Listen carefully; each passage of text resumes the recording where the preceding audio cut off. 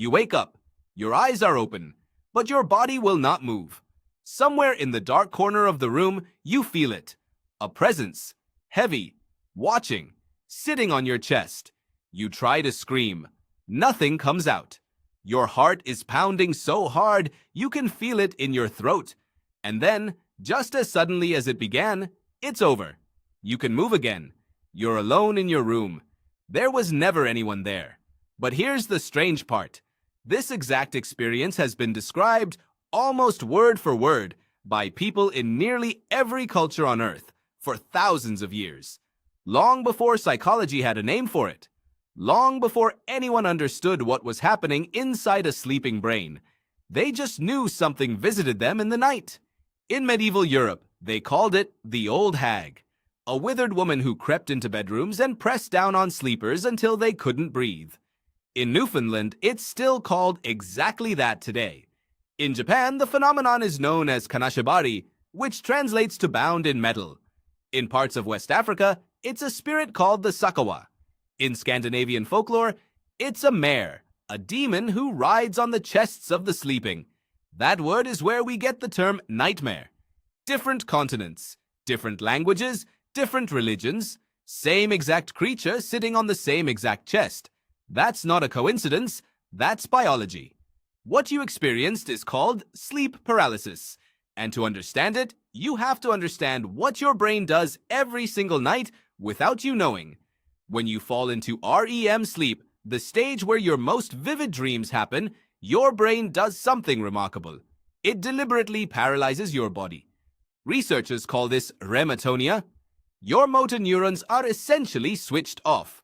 This is not a malfunction. It's a safety feature. Without it, you would physically act out your dreams. You'd thrash, run, fight, fall out of bed. Sleep paralysis is what happens when your consciousness wakes up just a little too early, before that paralysis switch has been flipped back on. Your mind is awake. Your body is still locked. And that gap between the two is where the terror lives. Neuroscientist Balan Jalal, who has spent years studying sleep paralysis at Cambridge and Harvard, has shown that this state isn't just physically frightening. It hijacks a very specific part of your brain. The amygdala, your threat detection center, goes into overdrive precisely when you have no ability to fight or flee. You are maximally afraid at the exact moment you are maximally helpless. So your brain does what brains do when they're flooded with fear and missing information. It fills in the gap. This is where the hallucinations come in.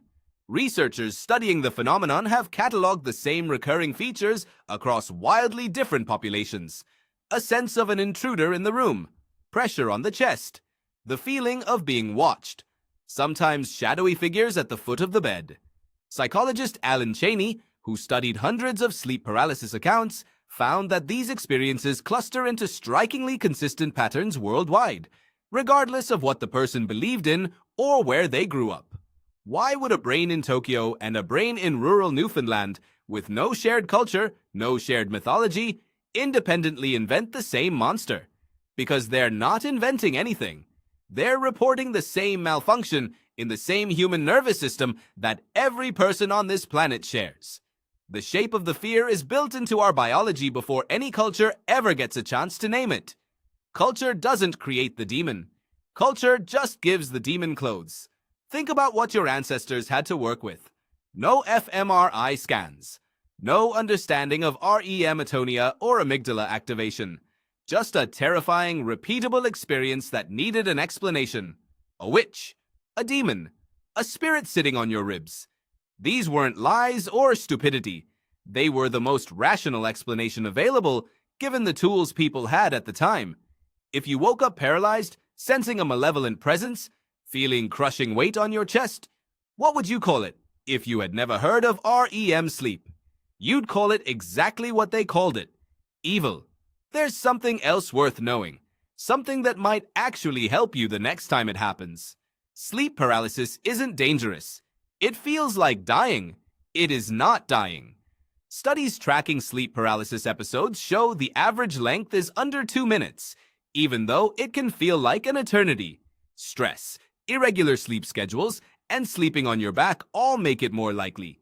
Knowing it's coming and knowing exactly why it's happening is one of the few things shown to reduce how terrifying it feels in the moment. That's the strange gift hiding inside this research. The thing that haunted humans across every continent for thousands of years turns out to have a switch. A neurological glitch with a name, a cause, and an expiration date measured in seconds. But knowing the science doesn't fully erase the fear. Even now, even with brain scans and peer-reviewed papers, when it happens to you, your body still believes there is something in the room. That ancient circuitry doesn't read research papers. It just reacts the same way it reacted in a cave thousands of years ago, the same way it reacted in a medieval cottage, the same way it's reacting right now in bedrooms across the entire world, every single night. So the next time you wake up and can't move and you feel that weight pressing down, remember this: you are not being haunted by a demon. You are being haunted by your own ancestors, by the same wiring that kept them still and silent when something dangerous might be near. A survival mechanism so old, so deeply shared, that it built the same monster in 1,000 different languages. You wake up, your eyes are open, and for a few seconds, your body will not move. That's not something visiting you. That's something that's always been there.